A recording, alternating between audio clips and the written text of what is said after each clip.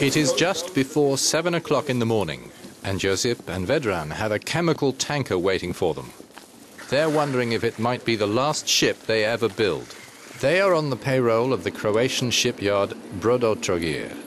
The government is trying desperately to sell the country's yards, but so far it has not found a private investor for this one, or for Kraljevica, or others. While it is searching for buyers, talks are getting tougher with the European Commission.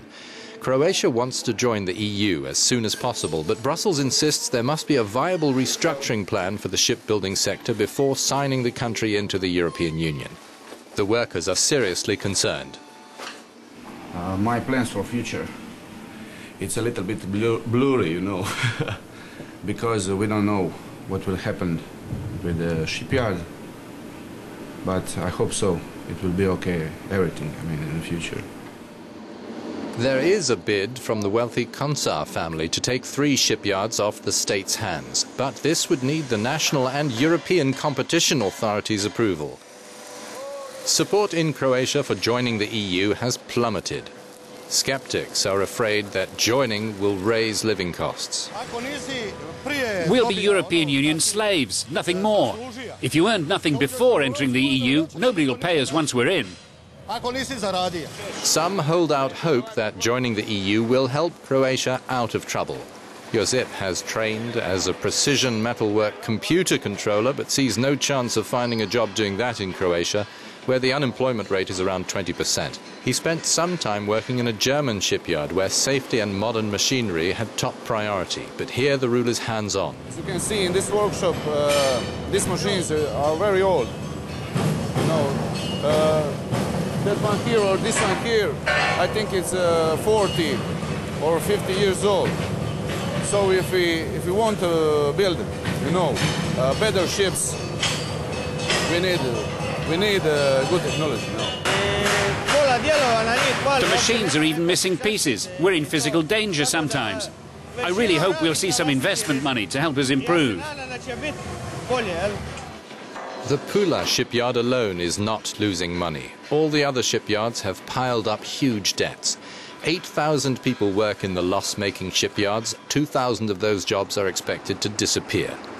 The economics ministry tells us that the Croatian state will take on their 2 billion euros of debts before the yards get new private owners. But why did previous bailouts not make the shipyards fighting fit?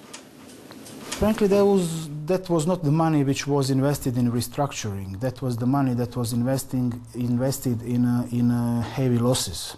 We are not doing all this only for the sake of our European Union membership. You know, this is something that we have to do for ourselves, because this really things couldn't go anymore like this. You know, this becomes a too heavy burden for a state budget.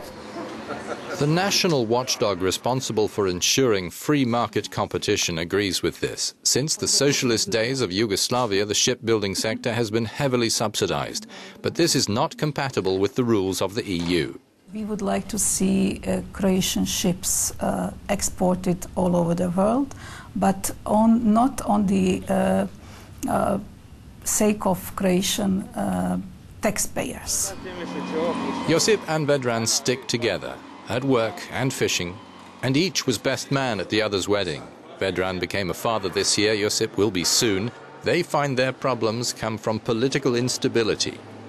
In my opinion, I think it's because of two different governments are coming every 4 years. First, you know, one side, then another side, and then again one side, and then another side. I think that is the problem. Not only Croatia builds ships in Europe, there are also Poland, Italy, Germany, Spain, France, Finland, and other EU states. In the recent past, they have complained about Croatia, saying it competes unfairly.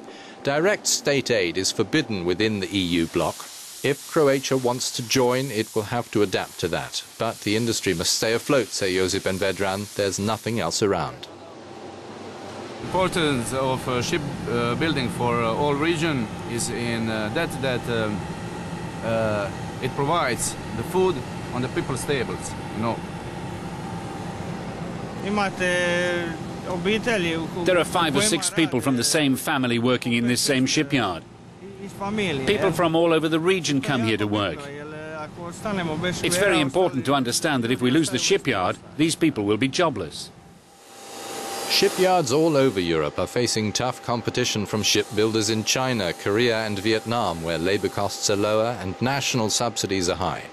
While the European Union insists on playing fair, Asian shipyards gain market share, boosting exports with state aid. This is a matter for international negotiation.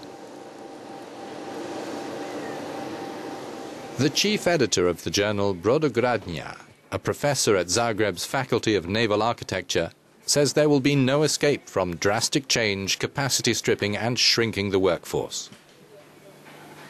Only with a job cut and with much more efficient working, the competition on the world market can be gained.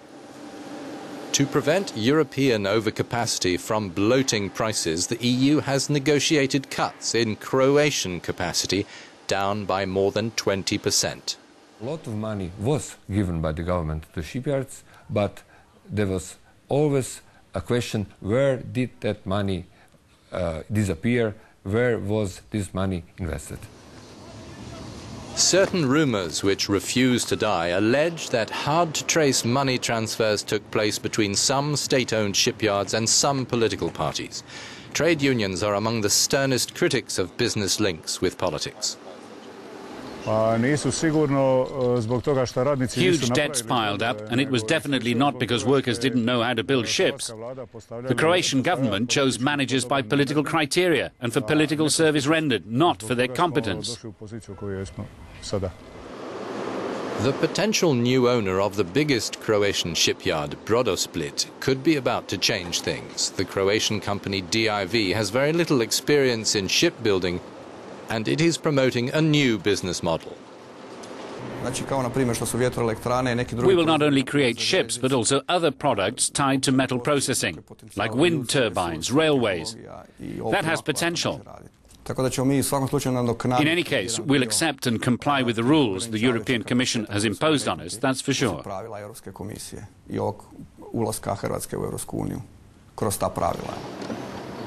Why not close some shipyards and redirect investment toward the tourism industry? Tourism employs 50,000 Croatians, but manufacturing provides 220,000 jobs. Experts say tourism can't hope to absorb so many.